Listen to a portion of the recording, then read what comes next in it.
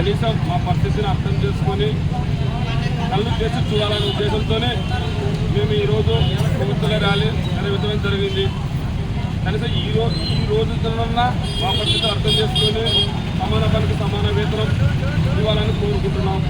అదేవిధంగా మేము ఎక్కువ అడగడం లేదు. తెలంగాణ కన్నా 1000 రూపాయలు అధికంగా ఇవ్వాల్సిందిగా కోరుతున్నాము. చిన్నపాటి కోరికలు కూడా మీరు తీర్చడం లేదు. మా కష్టాల దగ్గర ఫలితం మీరు ఇవ్వడం లేదు.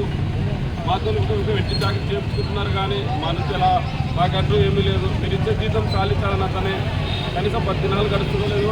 కష్టమే డౌటే. మిగతా 20 రోజులు మీరు చాలా ఇబ్బందులు పడాల్సి వస్తుంది. కావున మీరు మా పరిస్థితిని అర్థం చేసుకొని మీరు పెంచుతారని ఆశిస్తూ మేము కోరుకోవడం అనేది. ఈ అవకాశం ఇచ్చిన వాళ్ళకి ఏఐటీసీ మండల అధ్యక్షుడు డి మాధవస్వామి.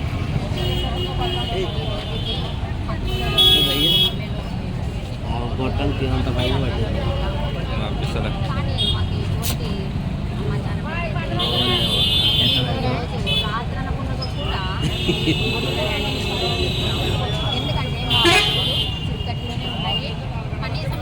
తెలంగాణ కంటే 1000 రూపాయలు మాత్రమే మేము ఎక్కువ అడిగినామన్నట్టు. మేమేమీ అడగలేదన్నా.